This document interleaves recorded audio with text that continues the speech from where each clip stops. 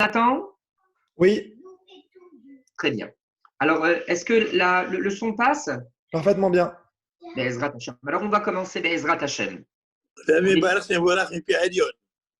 Toda rabba beruchim tihiyu. Beruchim tihiyu. Alors, Tony, On dédie cette étude, les Ilou Nishmatam Shel Kol Mete Israël, en particulier les Ilou Nishmat Imoun El Koubi Bar Nejma. On dédie cette étude pour la réfoua chez les mains de tous les Cholé Ramo Israël et de tous les Cholim aux quatre coins du monde. On demande à Kadosh Baruch Hu qu'il nous prenne en pitié et qu'il mette un terme au fléau du coronavirus. Amen, Ken Yehi Ratson.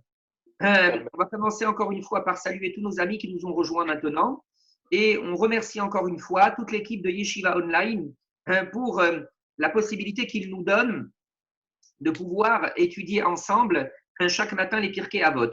Alors, Be'ezrat Hashem, je souhaiterais revenir avec vous tout d'abord sur la Mishnah que nous avons eu l'occasion d'étudier hier, la Mishnah de Rabban Gamliel.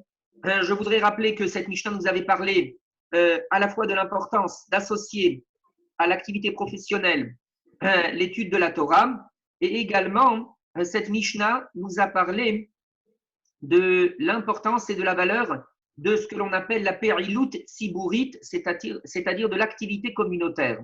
Alors on souhaite revenir sur la dernière partie de cette Mishnah qui parle de ce thème-là, et nous allons essayer ensemble de développer ce thème. Pardon?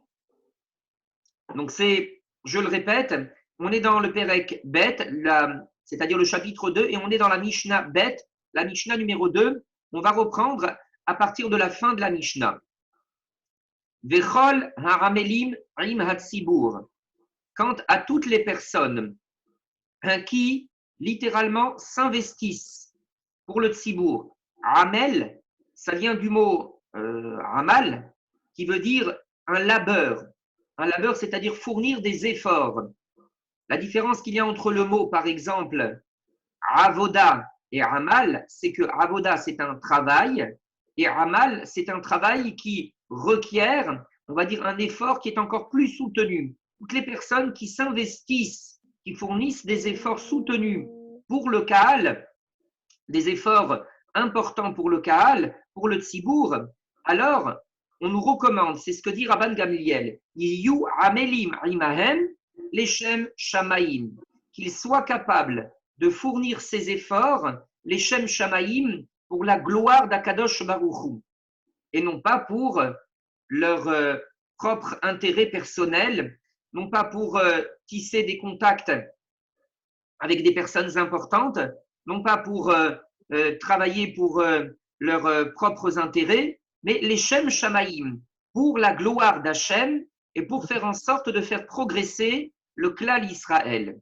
Et s'ils agissent de la sorte, il faut qu'ils sachent, chez Zechut Avotam, que le mérite de leurs ancêtres, c'est-à-dire des Avot du Tzibour, Abraham, Yitzhak, Yaakov, et tous les tzadikim, Messayiratan.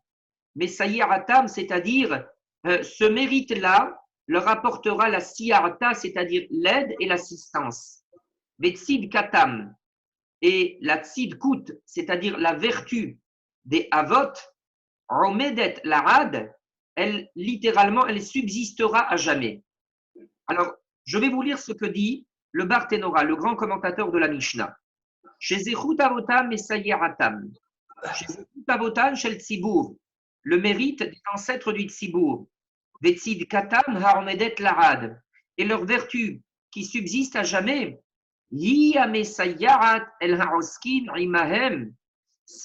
c'est elle qui apporte la siyarta, c'est-à-dire l'assistance à l'égard de ceux qui savent faire pour le tzibour. El haroskim rimahen, les hotsi la or tzidkan, pour que le projet communautaire puisse effectivement prendre forme.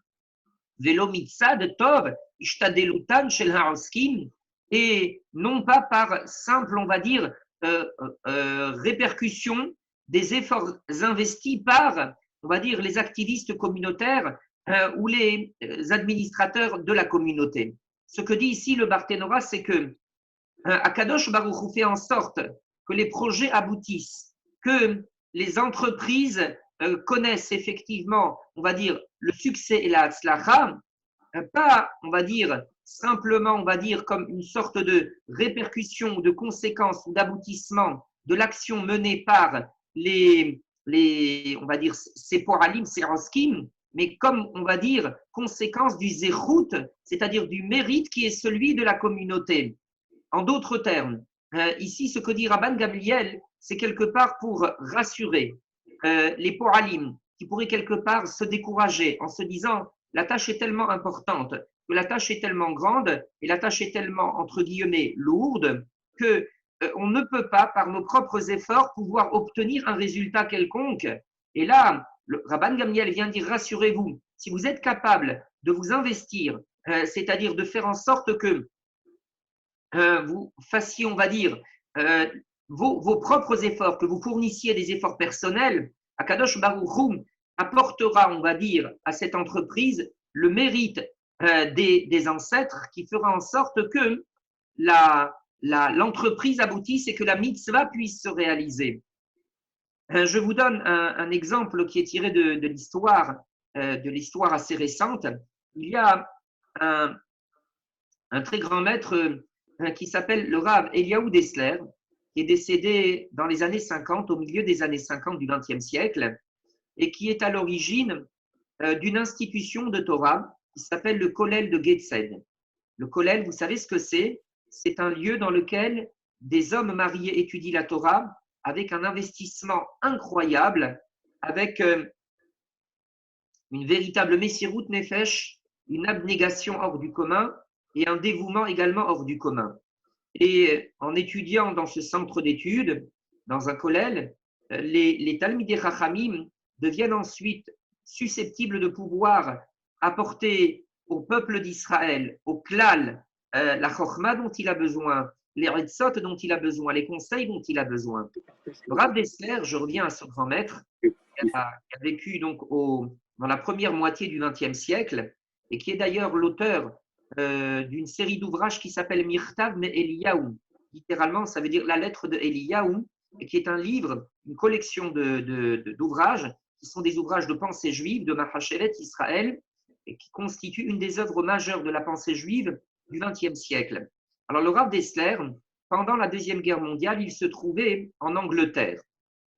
Et voilà quelle est l'histoire, les origines précises de la création de ce kollel, de ce centre d'études qui a été créé dans la ville de Gateshead, dans le nord de l'Angleterre. Il y avait un shochet qui exerçait en Angleterre, qui s'appelait le Rav David Drian, et qui a décidé, à un moment donné, il a eu cette idée de créer un centre d'études. Et puis, il a envoyé des missives, des lettres aux plus grands rabbins et aux plus grands rabbinim d'Angleterre pour leur demander leur aide. Si j'ai bonne mémoire, je crois qu'il a envoyé une vingtaine de lettres à différents rabbinim d'Angleterre pour leur demander leur participation, leur aide, leur soutien, leur assistance dans ce projet. Sur la vingtaine de lettres qu'il a envoyées, tous n'ont pas répondu. Quelques-uns ont répondu. Certains ont répondu en félicitant le shochet, le Rav David Drian, de cette idée, très belle idée, merveilleuse, mais en arguant le fait que ce n'était pas encore le moment, compte tenu des difficultés de la guerre, etc. Et puis, il y en a un qui a répondu en félicitant, non seulement en félicitant, mais en se portant volontaire pour être partie prenante dans le projet. Et ensemble, ils ont créé cette institution qui est à l'origine, on va dire, de la formation de beaucoup de Talmidei Chachamim qui ensuite ont dirigé le peuple d'Israël un peu partout en Europe. On va donner un exemple. Celui qui est le créateur de l'école Merkaz HaTorah en France, c'est le Rabbi Yehuda, pas le Rabbi Yehuda, son père, excusez-moi, le Rabbi Yaakov Toledano, qui est un grand Talmid Chacham, qui est arrivé, je crois, dans les années 60 en France, après avoir étudié au sein de ce kollel, au sein de cette institution d'études. Et il est donc à l'origine de cette merveilleuse école juive, l'école Merkaz HaTorah, qui a formé des milliers de disciples, des milliers d'enfants qui se sont formés à l'école juive. Et pour une bonne partie, ou en tout cas une partie importante d'entre eux, de ces enfants, ils ont ensuite eu l'occasion d'étudier dans des yeshivot en Israël, d'être à l'origine de soyez intégralement et respectueux de la volonté d'Akadosh Baruch Hu. Et donc, c'est une œuvre extraordinaire qui trouve sa source dans cette institution qui s'appelle le Kollel de Getzel. Donc, je rapportais cette histoire pour dire, quelqu'un, effectivement, pourrait se dire, la tâche est trop difficile, comment est-ce que je pourrais parvenir à pouvoir apporter ma pierre à l'édifice, comment est-ce que je peux faire quelque chose? C'est beaucoup trop difficile. Ici, Rabban Gamliel dit, rassurez-vous, sachez que ne regardez pas la tâche en valeur absolue. Dites-vous, voilà ce que moi je suis capable de faire pour le bien du Kaal, pour le bien de la communauté. Et Akadosh Baruch Hu fera le reste. Akadosh Baruch Hu tiendra compte également du zérout des Avot, du zérout des mérites des ancêtres du Kaal, de Abraham, de Yitzhak, de Yaakov, de tous les tzadikim, Kulam, pour faire en sorte que le projet puisse aboutir. On a également, dans le même ordre d'idées, une très belle histoire qui nous est rapportée dans le Midrash. On raconte que lorsque le Mishkan a été achevé, c'est-à-dire lorsque les différentes pièces constitutives du Mishkan ont été achevées, les Béné Israël ont voulu construire, c'est-à-dire agencer les pièces du Mishkan entre elles pour construire le Mishkan. Il s'agissait, on va dire, comme d'agencer ensemble, comme les pièces d'un puzzle, et il fallait effectivement les mettre ensemble. Ils ont essayé, ils n'y sont pas parvenus. Et au final, la tâche a été transmise à Moshe Rabbeinu. Et Moshe Rabbeinu a dit, mais Ribono shel olam, comment est-ce que, par exemple, comment est-ce que je pourrais soulever cette poutre de bois? Vous savez que la partie centrale du Mishkan était constituée de poutres de bois, des poutres de bois qui faisaient près de 10 amot de long, c'est-à-dire 5 mètres de long en bois massif. Et donc, c'est extrêmement lourd. Moshe Rabbeinu a dit, mais comment est-ce que je vais faire pour soulever, on va dire, des éléments aussi massifs, des éléments aussi lourds? C'est strictement impossible. Akadosh Baruch Hu lui a dit, fais-toi ce que tu peux, c'est-à-dire fais le geste, montre effectivement toi ce que tu peux faire en termes de Ishtadelut, c'est-à-dire en fonction de tes efforts, ce que toi tu peux faire, et moi ensuite je ferai le reste. C'est ce qui s'est passé. Moshe Rabbeinu ne s'est pas découragé devant la tâche, il a mis la main à la pâte, il a soulevé, ou en tout cas fait le nécessaire pour soulever. Akadosh Baruch Hu a fait le reste. C'est ce que l'on voit ici. On nous dit, il faut savoir, chez Zechut Avotam et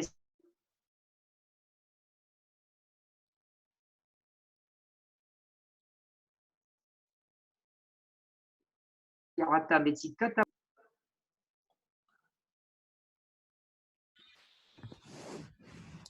Je le rabbin, désolé, on a une petite perte de connexion.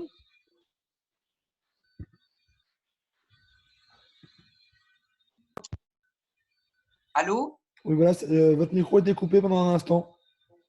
Ah, d'accord. Akadosh Baruch Hu fait en sorte que le projet aboutisse par le mérite du Tzibour et par le mérite des ancêtres du Tzibour. J'en profite au passage pour dire effectivement combien est belle l'action qui a été menée par tous les membres de la Yeshiva Online, tous, Jonathan, Jérémy, Jonathan en Israël, les frères Aboukaya et encore d'autres jeunes de la communauté qui ont créé cette Yeshiva Online et qui ont permis effectivement à des milliers de personnes de pouvoir, pendant cette période très particulière, de pouvoir étudier la Torah. C'est un mérite extraordinaire, un mérite qui est franchement très édifiant et qui s'inscrit pleinement dans ce que l'on est en train de dire. Je voudrais encore ajouter la chose suivante, c'est encore donner un autre exemple. Il faut savoir que Rabbi Chaim Vital, qui était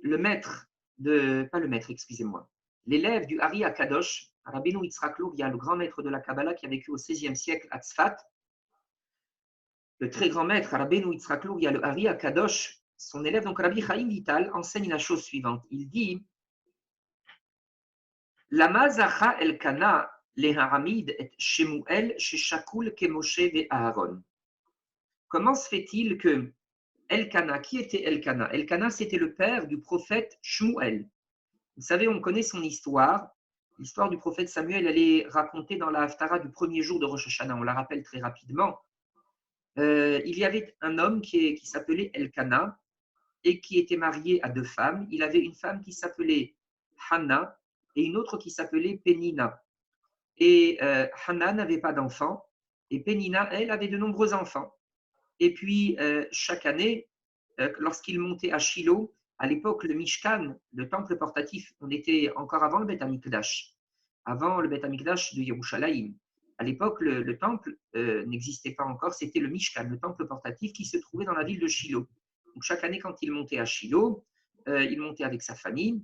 Et puis, une année, Hannah a dit à son mari, effectivement, qu'elle avait beaucoup de tristesse dans le cœur, qu'elle n'avait pas effectivement la force de manger, on va dire, les repas de fête. Et on nous raconte qu'elle a été épancher son cœur au Mishkan, devant Akadosh Baruch Hu. Elle a prononcé une tefila qui d'ailleurs est restée l'exemple même de la tefila, l'archétype de la tefila. C'est de la tefila, à partir de la tefila de Hana, que nous apprenons beaucoup de halachot et beaucoup de dinim relatifs à la tefila, tel que la Gemara dans le traité Berachot le rapporte au Pérek Ramishi au chapitre 5. Et à la suite de cette merveilleuse tefila qui venait des profondeurs du cœur, des tréfonds du cœur, Akadosh Baruch Hu, Shama et Kola, il a entendu sa prière et il lui a accordé un enfant, le prophète Samuel, et également d'autres enfants par la suite.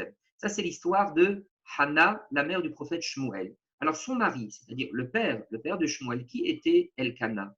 Elkana, on nous raconte, et c'est la question que pose Rabbi Chaim Vital, Mipenema Zacha Elkana, comment se fait-il que Elkana ait eu le mérite d'avoir un enfant comme Shmuel, que le Passouk dans les Teilim compare d'ailleurs à Moshe et à Aaron. Lama Zacha Elkana, les Haramid et Shmuel, Sheshakul Ke Moshe et Aaron. Et il répond en disant Mipene Sheaya Ole la Regel, parce que Elkana, lorsque se produisaient les 3 fêtes de pèlerinage et qu'il montait effectivement de sa ville vers la ville de Shiloh, où se trouvait le Mishkan, Aya Marale Libne Adam Harbe Rimo. Il faisait en sorte de réunir le maximum de personnes avec lui pour qu'il monte avec lui vers le Mishkan, vers la ville de Shiloh, et donc de la sorte, il était Mezake Otam, c'est-à-dire qu'il était, en d'autres termes, qu'il les rendait méritants. Qu'est-ce que l'on voit à partir de là, dit Rabbi Chaim Vital? Comment se fait-il qu'Akadosh Baruch Hu ait donné un fils aussi extraordinaire, aussi lumineux que le prophète Shmuel, dont la valeur était immense, à Elkana et à sa femme Hannah?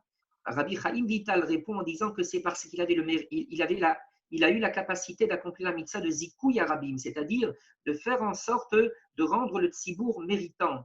Et le Midrash donne effectivement des détails. Le Midrash nous raconte que pour se rendre de la ville de là où il était, Elkana, là où il habitait, vers la ville de Shiloh, il passait par le maximum effectivement de villages pour inciter les gens à le rejoindre, inciter les béné Israël à l'accompagner pour se rendre dans la ville de Shiloh et pour les inciter à venir avec lui, les Hodot Lachem, pour remercier Akadosh Baruch Hu pour accomplir la mitzvah de Aliyah la Regel. Et donc il était Mezaké Otam, il les a rendus méritants. Il les a rendus méritants. Entre parenthèses, on profite au passage pour dire que c'est extraordinaire comment, quand un homme travaille sur une qualité précise, comment Akadosh Baruch Hu fait en sorte que cette qualité se transmette à ses enfants. On retrouve exactement la même capacité chez le prophète Shmuel. Le Midrash dit qu'il y avait une différence entre Shmuel et les autres tzadikim. C'est que Shmuel, quand il était prophète, et en même temps il était magistrat, juge du peuple d'Israël, il se rendait lui-même d'une ville à une autre pour rendre justice, pour enseigner la Torah. C'est-à-dire qu'il prenait son bâton de pèlerin pour essayer de faire le maximum de chesed, de zikouy arabim auprès du clan d'Israël. C'est-à-dire qu'il ne restait pas dans sa tour d'ivoire, dans sa ville, mais il était capable littéralement de prendre sa besace et d'aller d'une ville à une autre pour enseigner la Torah et pour rendre justice au peuple d'Israël. À l'image de ce que son père avait fait, Elkana qui avait été capable d'aller d'un village à un autre pour effectivement ensuite encourager le maximum de personnes pour accomplir la mitzvah de Aliyah la Regel, pour se rendre au Mishkan, au temple portatif qui se trouvait à l'époque dans la ville de Shiloh. Donc voilà quel a été le mérite extraordinaire, nous dit Rabbi Chaim Vital, grâce auquel Elkana a pu avoir un fils aussi grand que Shmuel. Ce qui nous permet de comprendre que accomplir la mitzvah de Zikouy Arabim, c'est très loin d'être quelque chose à prendre à la légère. C'est quelque chose de vraiment extrêmement important. que l'on souhaite dire également en la matière, c'est que cette mitzvah extraordinaire de Zikouy Harabim, elle ne s'exprime pas simplement par le fait de ce que l'on appelle être Rosek Betzorket Sibour. Ce n'est pas simplement effectivement le fait de se soucier, on va dire, des aspects et des besoins matériels qui sont ceux de la Keïla, qui sont ceux du Tsibour, qui sont ceux de la communauté en tant que tel, c'est déjà énorme, c'est déjà extraordinaire. Mais au-delà, il y a également le fait de se préoccuper de ce que l'on appelle la Rouchaniout, c'est-à-dire la spiritualité qui est celle du Tsibour. Étant donné qu'Akadosh Baruch Hu, quand il nous a donné la Torah, il a fait peser la responsabilité de l'accomplissement de la Torah sur tout le peuple d'Israël, il a fait peser par voie de conséquence un devoir de solidarité sur chacun d'entre nous. Nous sommes tous solidaires les uns vis-à-vis des autres, les uns à l'égard des autres, concernant le devoir général de mise en pratique de la Torah, le devoir général de mise en pratique des mitzvot que l'on retrouve dans la Torah. Par voie de conséquence, on doit tous se sentir concernés, on doit tous savoir qu'on doit ne pas se sentir indifférent quand il y a une infraction de la Torah, ne pas se sentir, on va dire, indifférent quand Halila Vechas, les gens ne respectent pas la Torah. On se doit de se dire, ceci me concerne et ceci, effectivement, devrait me toucher et devrait m'affecter parce qu'il est question en la matière du Kevod Shem Shamaim, de la gloire d'Akadosh Baruch Hu, de la gloire du ciel. Quand une transgression est réalisée, c'est la gloire du ciel qui est en jeu. C'est une sorte, on va dire, de profanation du nom d'Hachem. Et je ne peux pas effectivement faire en sorte de considérer que je ne me sens pas concerné. Je dois au contraire être capable de voir cela et de considérer cela avec tristesse et d'être capable d'essayer d'apporter ma pierre, on va dire, à l'édifice. Le Zikouy Harabim, avant tout et en premier lieu, c'est la capacité que l'on a de pouvoir apporter aux autres en matière de spiritualité et pas simplement en matière de Gashmiout, c'est-à-dire de matérialité, même si cela aussi, évidemment, est très important. Ce que l'on souhaite dire également, toujours dans le même ordre d'idées, c'est le fait que il y a une très belle histoire chassidique que l'on raconte à propos du Zikouy Harabim. Il y a un jour, dans un village, quelqu'un qui avait la ferme intention de changer le monde et de faire en sorte que, effectivement, que les gens deviennent meilleurs. Alors il est parti, il a pris son bâton et puis il a essayé de changer le monde. Il n'est pas parvenu à changer le monde.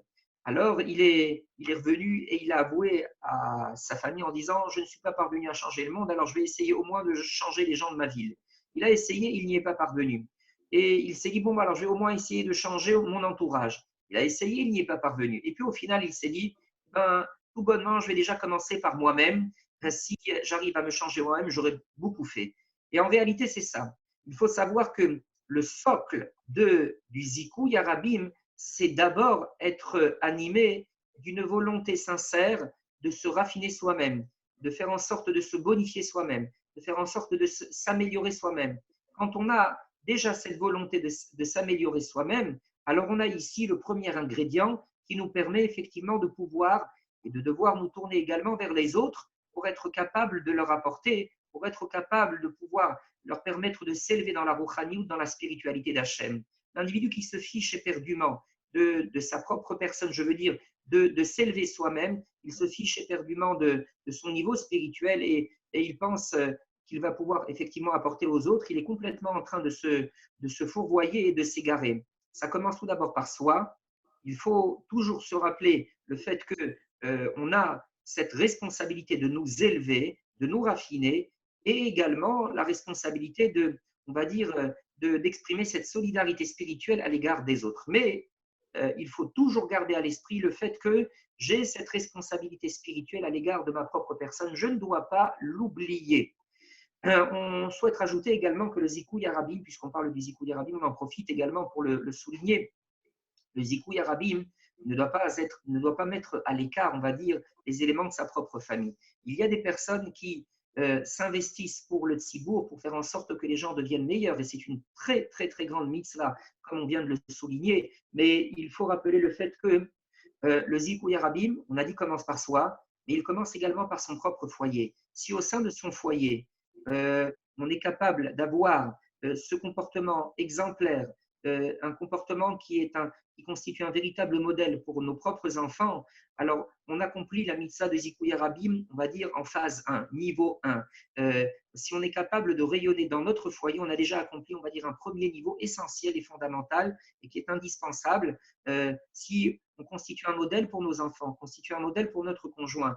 Alors, si notre foyer constitue un modèle, un foyer dans lequel règne l'harmonie, une harmonie sincère, dans lequel règne la solidarité, dans lequel règne la volonté de faire régner la Shekhinah, la présence divine, alors on a déjà réussi cette première phase essentielle et indispensable du Zikouï Rabim avant de pouvoir rayonner et irradier autour de nous. Voilà ce que l'on souhaitait dire à propos de cet ensemble on va dire, de mitzvot. Et encore une fois, je tiens à féliciter les membres de Yeshiva Online qui ont eu cette merveilleuse idée de pouvoir répandre les enseignements de Torah pendant cette période spéciale. Et ils constituent pour chacun d'entre nous un véritable un véritable modèle à suivre. Il appartient à chacun d'entre nous de pouvoir effectivement suivre cet exemple-là. Le Zikouï Rabim, ça commence par des choses extrêmement simples. Quand on est, par exemple, dans un cercle d'amis, si on est capable de leur rapporter des enseignements de Torah que l'on a pu entendre à droite ou à gauche, on aura fait du Zikouï Rabim. Même si on n'a pas rassemblé 30 000 personnes autour de nous, on est 3-4 amis qui nous retrouvons. Et puis, quand on entend effectivement que la discussion est en train de converger vers les derniers résultats du championnat de football ou une autre discussion qui a très peu d'importance, c'est que l'on est capable d'introduire un thème qui, lui, va être un thème de chokhma, de sagesse, un thème de Torah. On est déjà en train de faire du Zikouï Rabim. On est en train effectivement d'amener ce cercle d'amis à avoir une réflexion qui leur sera utile, une réflexion qui leur apportera, et etc. Toute personne qui peut agir pour le bien de sa famille, pour faire en sorte avec l'intelligence, la bienveillance nécessaire, la diplomatie nécessaire, pour essayer de les amener petit à petit, progressivement, à donner plus de contenu, plus de signification à leur vécu, à leur quotidien. Ça s'appelle du Zikouï Rabim également.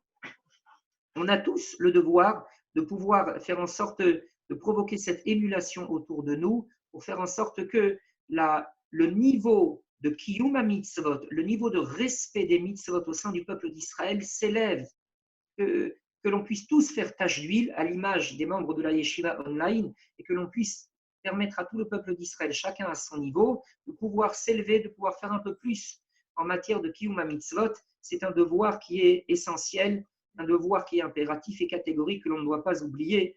On ne peut pas simplement, effectivement, se dire « moi, je respecte mes mitzvot et puis les autres, je m'en fiche ». Ça, c'est une attitude qu'il faut totalement écarter.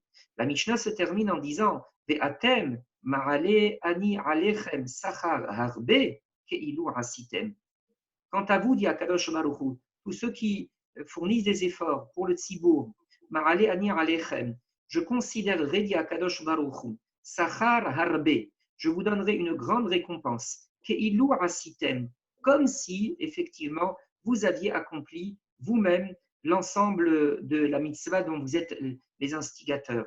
En d'autres termes, si on venait traduire cela par un exemple concret, on l'a donné hier, mais on le répète aujourd'hui, quand il faut par exemple réunir une forte somme pour la tzedaka, je ne sais pas, on va dire par exemple 50 000 euros. Et puis voilà que les instigateurs de cette collecte-là ont apporté de leur côté 100 euros, 200 euros, etc. Alors Akadosh Baruch Hu va considérer que, effectivement, compte tenu du fait qu'ils ont été les instigateurs, qu'ils se sont fatigués à stimuler, à encourager les uns et les autres pour participer à cette mitzvah de Tzedaka, Akadosh Baruch Hu va considérer des atem, ma'ale anir alechem, je vais considérer, vous donner la récompense, ke'ilu asitem, comme si vous aviez fait effectivement, comme si vous aviez donné de votre poche les 50 000 euros. C'est une façon effectivement de comprendre cet enseignement-là. Pour l'appliquer à la Yeshiva Online, étant donné que vous avez permis à plusieurs milliers de personnes d'étudier la Torah pendant plusieurs milliers d'heures, alors Akadosh Baruch Hu vous attribue le mérite de toutes ces milliers d'heures, de ces milliers d'heures d'études de Torah, parce qu'effectivement vous en avez été les instigateurs et parce que vous avez fourni tous les moyens nécessaires et les efforts nécessaires pour que cette chose-là puisse se réaliser. On souhaite rapporter également ce que dit le Rambam. Le Rambam nous enseigne Rambam Perash. Le rabbi Obadiah de Barthénois, qui a vécu au XVe siècle, rapporte le commentaire du Rambam Rabbi Moshe ben Maimon qui a vécu au XIIe siècle. Et il dit, autre explication concernant cette dernière partie de la Mishnah. Ve'atem marale ani alechem sachar keilu asitem. C'est-à-dire, im besharash atem roskim rimat tzibur. Si lorsque vous vous occupez du tzibur de la communauté, nit bataltem merasiat ezo mitzvah, vous n'avez pas pu accomplir telle ou telle mitzvah parce que vous étiez affairé on va dire, à la préoccupation du tzibur, ishvil risqué tzibur, marale ani alechem. Alors moi, Kadosh Baruch Hu, je considérerai, je vous donnerai sachar keilu asitem ota mitzvah shenit bataltem mimena, comme si effectivement je vous donnerai le salaire de la mitzvah que vous n'avez pas pu accomplir à cause effectivement de la préoccupation et du temps que vous avez accompli, du temps que vous avez consacré pour le tzibour. Voilà, Bezrat Hashem, ce que l'on souhaitait dire concernant effectivement cette grande, extraordinaire zéchout qui est celui de tous ceux qui sont raskim al tzibour, de tous ceux qui donnent de leur temps, de leur énergie pour le tzibour. Akadosh Baruch Hu les récompensera au centuple pour tout ce qu'ils ont été capables d'investir. On va continuer dans la Mishnah suivante, qui est toujours enseignée par Rabban Gamliel, le fils de Rabbi Yehuda Hanassi. On passe donc à la Mishnah numéro 3. Et vous, Zehirin Barashut. Donc, puisque l'on a parlé de toutes les personnes qui s'investissent pour la communauté, donc il y a également des personnes qui s'investissent et qui se retrouvent dans l'obligation de rentrer en contact avec les pouvoirs publics. Rabban Gamliel nous dit, et vous, Zehirin Barashut, soyez prudents, soyez vigilants à l'égard des autorités.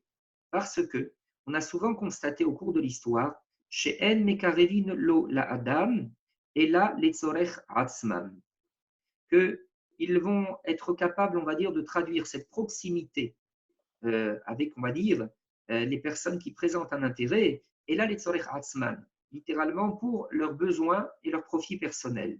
Nir'in ke ohavin bishat hana'atan. Ils apparaissent, on va dire, comme des amis, bishat hana'atan, au moment où ils en ont besoin, au moment où ils souhaitent retirer un profit. Ve'en romdin lo la'adam, mais ils ne sont pas capables ensuite de se tenir aux côtés de l'homme, bishat dohako, quand lui se trouve dans une situation de difficulté. C'est très intéressant ce que nous dit ici le Rabban Gamliel, le maître de la Mishnah. Alors, il parle effectivement, on a eu l'occasion déjà d'en parler dans le Perek Aleph, mais il revient sur le thème de la relation avec les autorités, de la relation avec les pouvoirs publics. Il invite ceux qui sont des leaders communautaires à avoir une sorte de vigilance et de prudence, à considérer cette relation avec suffisamment de recul, de façon à ne pas, comment va-t-on exprimer les choses, de façon à ne pas se méprendre sur la réalité et sur la nature de cette relation. Ce qui est très intéressant, c'est que cette Mishnah nous amène également à prendre conscience, on va dire, de l'authenticité et de la vérité, on va dire, d'une relation d'amitié que l'on peut entretenir avec autrui. Et j'en profite pour rappeler cette histoire que j'ai peut-être racontée un jour concernant la relation d'amitié. C'est une histoire qui est rapportée dans le Midrash et que l'on va un petit peu romancer. Il y avait un jour quelqu'un qui avait de très nombreux amis. C'était quelqu'un qui organisait des fêtes extraordinaires et puis il était très généreux. Il avait un cœur en or et puis il offrait toutes sortes de choses à ses amis et il est allé voir un jour son père qui était un homme très riche et qui en fait lui avait donné sa fortune et il a dit à son père, regarde papa, le nombre d'amis que j'ai, il se compte par centaines et son père lui a dit, écoute, tu as vu effectivement tout ce que tu leur donnes, c'est normal qu'ils soient tes amis. Un véritable ami, c'est quelqu'un qui est capable de se tenir aux côtés d'un homme au moment où il en a besoin. Et il a invité son fils à réfléchir pour savoir quels seraient ses véritables amis. Et là, le fils a dit, ok papa, je vais réfléchir. Il est revenu voir son père, il lui a dit, écoute papa, je réfléchis, je pense que sur les 300 amis qui viennent à mes fêtes que j'organise régulièrement, je pense que j'en ai 30 sur lesquels je peux compter. Le père lui a dit, mon fils, réfléchis bien, je ne sais pas si effectivement les 30 seraient capables d'être à tes côtés, on va dire dans un moment de difficulté. Et là, le fils a dit, ok papa, je vais réfléchir encore. Et il a réfléchi à nouveau et il a dit à son père, ça y est, là, j'ai pu, sur les 30 amis, j'ai bien réfléchi, j'ai bien analysé leur comportement. Il y a 3 amis sur lesquels je suis sûr que, effectivement, que je pourrais compter en cas de difficulté. Le père lui a dit, écoute mon fils, je te conseille de leur faire subir un test. Ils vont subir un test, mets-les à l'épreuve et tu verras véritablement sur les 3 amis qui est celui sur lequel tu pourrais tenir compte. Celui sur lequel tu pourrais compter, pardon. Le fils a dit OK. Et il est arrivé un jour, il a inventé une histoire bracadabrante. Il a imaginé un scénario, il a laissé pousser sa barbe, comme ça, une barbe de 3 jours, avec une mine comme ça, patibulaire, un peu effrayante. Il est allé chez le premier ami, il a tapé chez lui à 11 heures le soir, et il lui a dit je t'en prie, écoute, on a répandu sur moi des bruits pas possibles, etc.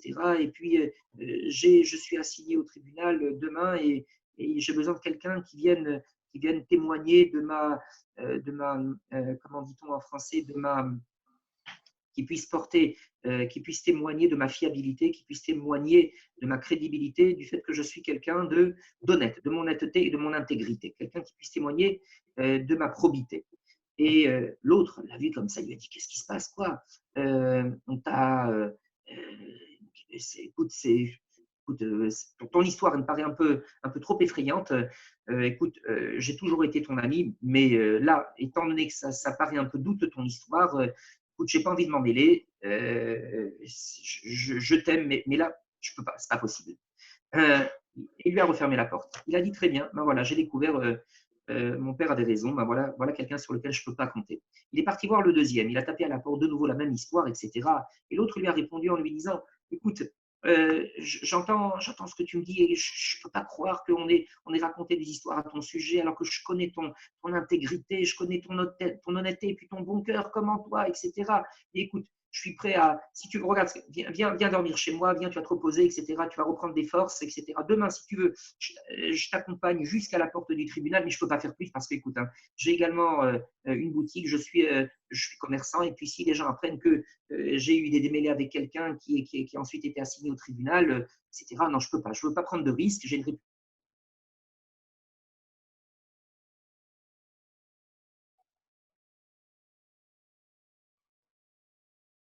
à conserver.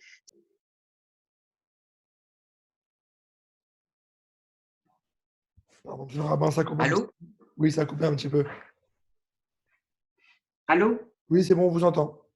D'accord, donc je termine mon histoire. Il est allé chez le troisième. Et là, le troisième, effectivement, quand il l'a écouté, il a eu pleinement confiance en lui. Il lui a dit, écoute, comment je te connais, je sais qui tu es, et ne t'inquiète pas, tu pourras compter sur moi. Ezrat Hachem, reprends des forces, et demain, je t'accompagne au tribunal et devant les magistrats, je prêterai effectivement, je pourrai témoigner et attester de ta probité et de ton honnêteté. Et là, il a compris ce que son père lui avait dit.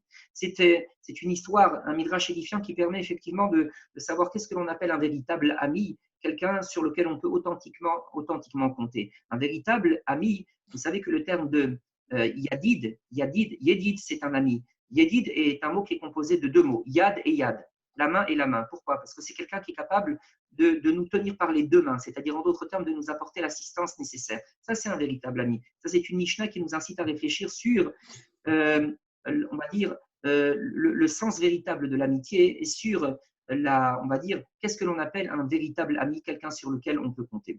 Juste pour l'anecdote, dans la petite histoire que j'ai racontée, le Midrash dit que les véritables amis de l'homme, quels sont les véritables yédidim de l'homme, ceux qui sont capables effectivement de l'accompagner jusqu'au tribunal, le Midrash dit, ce sont les mitzvot que l'homme a accomplis dans sa vie terrestre, l'étude de la Torah qu'il a été capable de mener. Ça, c'est quelque chose qui l'assistera les Rol Merad et les Netzach Netzachim pour l'éternité des éternités. C'est quelque chose qui ne le laissera pas tomber. La belle voiture qu'il a pu acheter pour 50 000 euros, la belle villa qu'il a pu acheter à Saint-Tropez ou ailleurs, celle-ci, il la laisse ici-bas. Elle ne lui servira strictement à rien et son compte bancaire non plus ne lui servira strictement à rien. Son réseau d'amis ne lui servira strictement à rien devant le Bet Din chez le Marla, le tribunal céleste. La seule chose, effectivement, les seuls éléments les seuls amis qui sont capables de pouvoir l'aider dans ces moments-là, ce sont les mitzvot qu'il a été capable d'accomplir, l'étude de la Torah qu'il a été capable également dans laquelle il a été capable de s'investir. Merci beaucoup à chacun, à tout le monde, et encore une fois, un très grand merci à Yeshiva Online.